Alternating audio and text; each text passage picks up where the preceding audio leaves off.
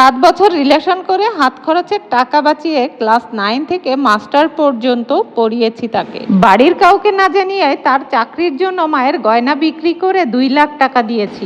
2015 সাল থেকে 2023 সাল পর্যন্ত আমি পরিবারের চাপে ডিপ্রেশনে ছিলাম, তাও তাকে কখনো বলি নাই। একাধিক বিয়ের প্রস্তাব আসলেও তা ভেঙে দিয়েছি। পরিবারের মানসিক অত্যাচারে জর্জরিত হয়েছি, তবুও তাকে চাকরি না করিয়ে তাকে কিছু বলি নাই। 2023 সালের 5 ডিসেম্বর চাকরি হলো তার। 10 ডিসেম্বর আমি বিয়ের কথা বলি। তারপর থেকেই সে আমার সাথে যোগাযোগ করা কমিয়ে দেয়। ইচ্ছে করে ফোন ধরে না, বিভিন্নভাবে কৌশলে এড়িয়ে যায়।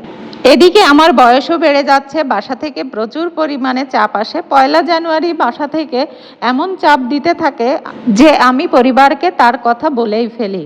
আমার ভাই ভাবির মাধ্যমে সব জানতে পারে। 25 জানুয়ারি আমার ভাই তার সাথে দেখা করে। সে খুব সুন্দর করে নানানভাবে আমার ভাইকে বুঝায় আমি নাকি তার যোগ্য না। তারপরে সে আরো অনেক কিছু বলে আমার ভাইকে ফিরিয়ে দেয়। আমি তারপরেও তার সাথে যোগাযোগ করতে থাকি। দেখা করতে চাইলে উত্তর একটাই আসে, তার এখন সময় নাই।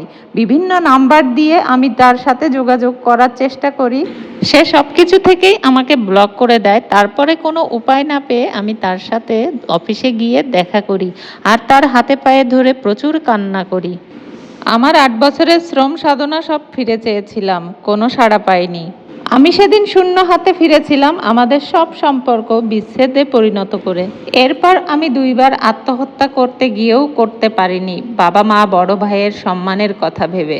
18 ফেব্রুয়ারি আমি বিয়ে করি বাবা মার পছন্দের ছেলেকেই।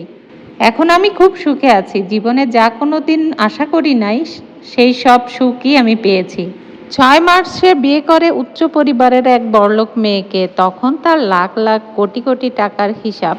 রিভেঞ্জ অফ নেচার বলে একটা কথা আছে, জানেন তো? যা হলো প্রকৃতির প্রতিশোধ। আমি কিন্তু তাকে কখনোই বদদোয়া দেইনি। 28 জানুয়ারি সে বাইক অ্যাক্সিডেন্ট করে। লাখ লাখ টাকা খরচ করেও তাকে বাঁচানো গেল না। 18 ফেব্রুয়ারি পৃথিবীর থেকে বিদায় নেয় সে। তার মৃত্যু আর আমার বিবাহ বার্ষিকী একই দিনে। এখন যদি কেউ আমাকে বলে যে পৃথিবীটা বেঈমানদের দখলে, আমি বলবো না, বেঈমানদের দখলে শুধু না, পৃথিবীতে যারা বেঈমান, বেঈমানদের শাস্তিও পৃথিবীতেই হয়। আপনি সুযোগ পেয়েছেন তাই মানুষকে ঠকাচ্ছেন, কিন্তু উপরে একজন আছে, প্রকৃতি বলে কিছু আছে, সে কিন্তু তার প্রতিশোধ ঠিকই নিবে। এই গল্পটার সাথে আমার কোনো সম্পর্ক নাই। এই গল্পটা হলো একটা আপুর স্টোরি থেকে নেওয়া। আমার ভালো লাগলো তাই আপনাদের সাথে শেয়ার করলাম। আজকের ভিডিওটা যদি আপনাদের কাছে বিন্দুমাত্র ভালো লাগে তাহলে অবশ্যই লাইক, কমেন্ট, শেয়ার দিয়ে পাশে থাকবেন। আশা করি সুস্থ থাকবেন, ভালো থাকবেন, সবাইকে সুস্থ রাখবেন এই কামনায় বিদায় নিচ্ছি।